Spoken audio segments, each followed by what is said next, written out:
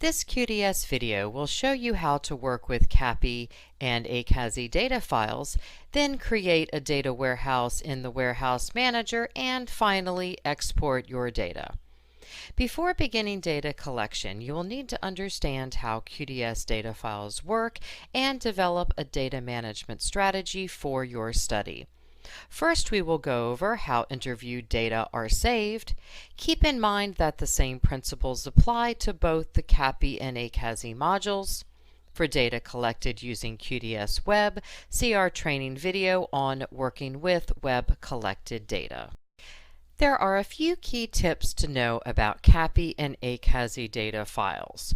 They are both always saved with the file extension of .qad and are of the type QDS Automated Interview Data File. Note that it is very helpful to have your computer set up to view file extensions. That is something you can do under Windows File Explorer options.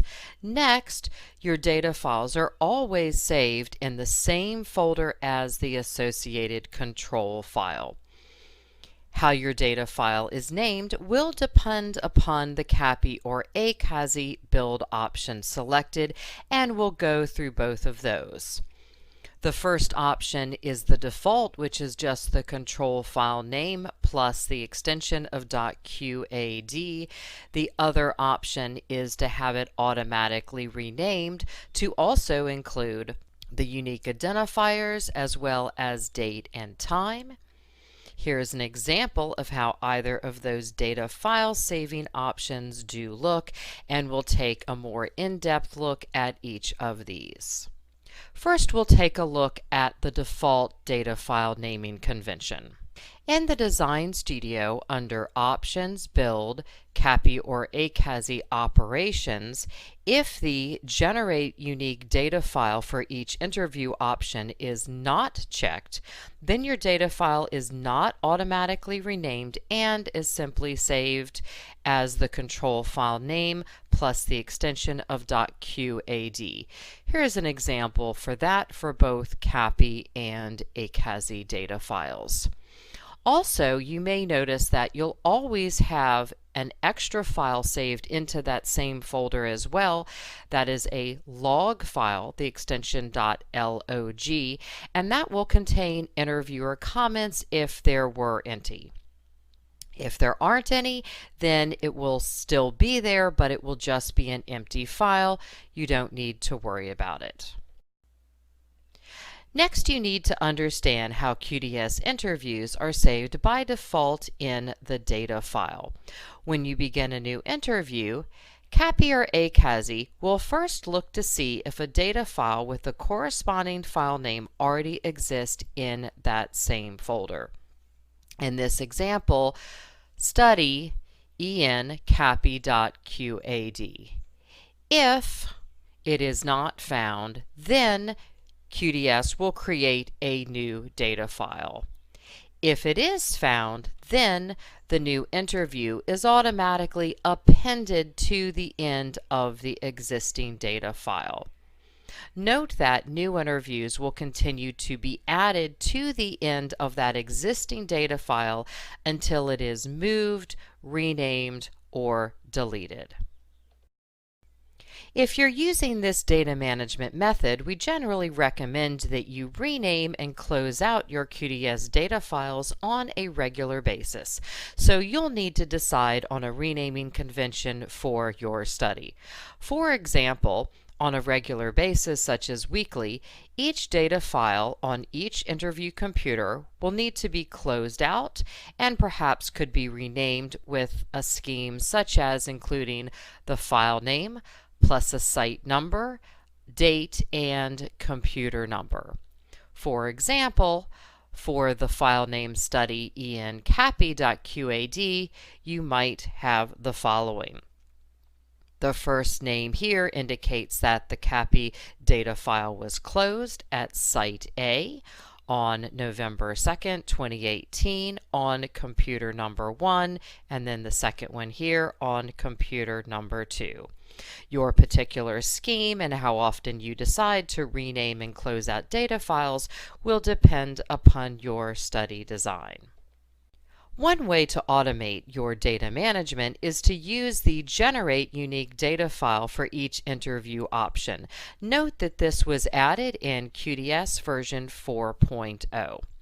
Again, in the Design Studio, under Options, Build, CAPI or ACASI Operations, if this option is checked, then QDS will automatically rename your data files as follows.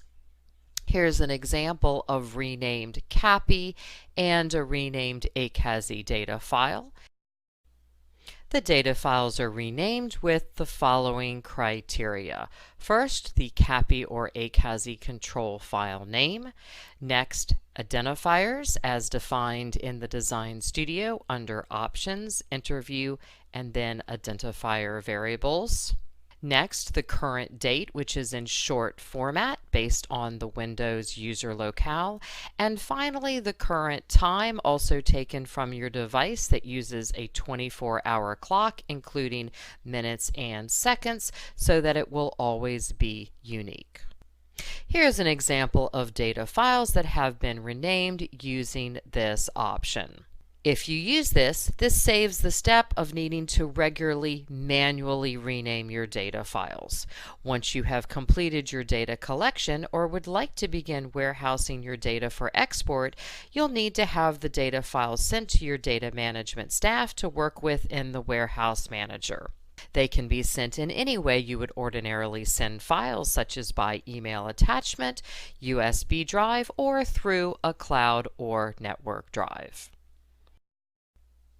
After opening the QDS Warehouse Manager, you will first need to create a new warehouse for your data. Keep in mind that you don't need to create it ahead of time because empty warehouses are not saved.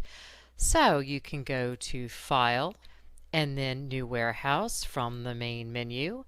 Then enter your file name in the box and click Create. First, you will see an empty warehouse. To add data, you can go to File, Open Source Data File from the main menu, or you can click the Open button from the toolbar. For either CAPI or ACASI data, be sure that Automated Interview Data Files, the QAD files, is selected from the drop-down box for either CAPI or ACASI data files. Next, select the data file you would like to add and click Open. Now you will see two windows, one for the local warehouse and one for your source data file. Note that if you used the default file naming and saving option, you will have multiple interviews possibly in a single file, as we can see in this example here. If you wanted to select all the interviews in the file, you can go to Edit and select all. Or if you wish to select a subset of interviews, you can do that with the Control and Shift and arrow keys. And then once you've selected what you would like to add, you can go ahead and just drag and drop them from the source data file to the local warehouse. Now you'll see that the status of the ones you have moved over has changed to transferred in the source data file, and the interviews are now in your local warehouse. You can now go ahead and close your source data file. Go ahead and be sure and say yes to save it so that that status change is preserved. If you have multiple data files to add at one time, you can use the Transfer Multiple Data Files function. This is going to save both time and steps if you have many files to work with. This would definitely be the case if you used the automatic renaming CAPI or ACASI option. So you can go to File and then the Transfer Multiple Data Files, either select Files or select Folder. You can also use the Transfer Files or Transfer Folder button on the toolbar. First, we're going to take a look at the Transfer Files option. Once you do that, you can select the multiple files that you would like to transfer, and after you have those selected, go ahead and click the transfer button. For any of these transfer methods, if the warehouse manager detects a duplicate interview, as just happened here, according to the subject identifiers as defined in the Design Studio, a dialog box will pop up giving you a choice of replacing or keeping both. For this example, we want to keep both interviews, so we're going to say no to the replace option. A dialog box will tell you how many interviews were transferred. And note that the source files were saved in the background and the status for each of those interviews was changed to transferred. Next, we can take a look at the transfer folder option, which we can select that button from the toolbar. And then we can select the folder where we would like to transfer all of the files within that at one time. And then we'll select the folder and click the transfer button.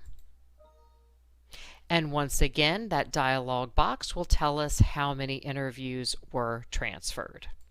Now you can see that in the local warehouse, it shows you columns for status, which might be complete, incomplete, or duplicate.